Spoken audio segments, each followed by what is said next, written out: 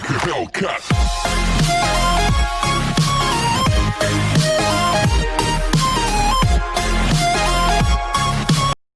Bom dia, alunos! Vamos à nossa aula de ciência? Estou chegando para a nossa aula de hoje. Vamos lá? O assunto da nossa aula de hoje é o solo, conteúdo que vai finalizar o nosso bimestre. Prontos para estudar? O solo é a camada superficial da Terra. Abaixo do solo está o subsolo e as rochas. A maior parte do solo está embaixo das águas dos oceanos. Nos continentes, grande parte do solo é coberto pela vegetação natural e pelos campos cultivados. O solo formou-se há milhões de anos a partir das rochas, que se partiram pela ação da temperatura, das chuvas, dos ventos e dos seres vivos. Essas rochas, que se partiram em pedaços cada vez menores, originaram a argila, a areia e formam o nosso subsolo. Olha só. Essa é uma representação de como é o nosso solo. Nós temos a primeira camada, que é o solo. Nós temos abaixo do solo o subsolo.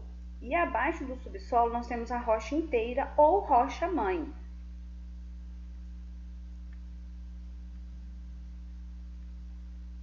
Vocês sabem quais são os tipos de solo? Os solos não são todos iguais. Eles variam conforme a quantidade de areia, argila e humus. Como é que é, professora? O solo arenoso é aquele solo com muita areia, que deixa a água da chuva escoar com facilidade. É o solo que nós chamamos de permeável e, por isso, ele seca mais rapidamente. O solo argiloso é aquele solo rico em argila, não deixa a água da chuva escoar rapidamente, é o solo impermeável, por isso fica encharcado, é um solo barrento, quando seca ele racha. Já o solo úmido tem bastante humus, é um solo escuro com muitos restos de animais e plantas em decomposição. O solo das florestas é úmido. Os seres vivos da floresta adubam o solo. Se as plantas forem removidas, o humus diminui e o solo perde a fertilidade. Aqui nós temos um exemplo de solo arenoso, que é um solo onde poucas plantas crescem. Um solo argiloso, depois que seca. E nós temos o solo úmido das florestas, que está sempre coberta por folhas.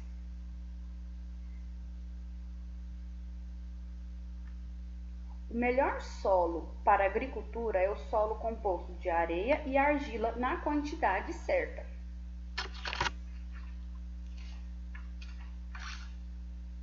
O solo pode apresentar diferentes cores.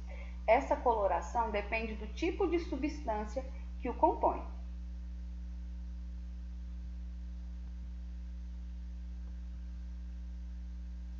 Preparo para o plantio. O solo deve ser preparado para a agricultura. E existem alguns processos, que fazem esse solo ficar mais fértil, que é a drenagem, a irrigação, a aração e a adubação. A drenagem retira o excesso de água do solo. Para drenar o solo, abrem-se valas, fazem-se aterros ou plantam-se girassóis e eucaliptos, que são plantas que retiram o excesso de água do solo. Irrigação. A água para irrigação é bombeada de rios, açudes ou poços e é levada até a plantação por valetas ou tubulações. A aração revolve a terra, permite seu arejamento e facilita a entrada de água. Pode ser feita com enxada ou com arados puxados por animais ou por tratores. Adubação. Depois de vários plantios, a terra fica com falta de sais minerais, então precisa ser adubada por fertilizantes. Na agricultura que não usa produtos químicos, a terra pode ser adubada também por minhocas. As minhocas são extremamente úteis na fertilidade da terra. Elas escavam túneis que facilitam o arejamento e a entrada de água. Quando elas digerem os detritos do solo, que são seu alimento, engole tudo parte da terra. Os restos são digeridos de alimentos, são eliminados com suas fezes, compondo parte do humus, que torna a terra fértil. Erosões. Olhem só esses ambientes com erosões. A erosão é um processo de deslocamento e de transporte de terra ou de rochas de uma superfície.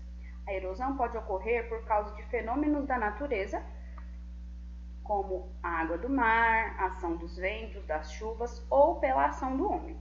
A erosão é inimiga do solo fértil, aquele solo bom para o plantio. A principal maneira de impedir a erosão do solo é por meio da cobertura vegetal, ou seja, com plantações. Bom, crianças, leiam tudo, assistam com muita atenção. Nós acabamos por aqui. Essas explicações servirão para todas as nossas aulas de ciências deste bimestre. Portanto, fique ligado e guarde esse vídeo. Assista sempre que você tiver dúvidas. Agora é com vocês. Responda as atividades. E se tiver dúvidas, me chama lá no nosso grupo.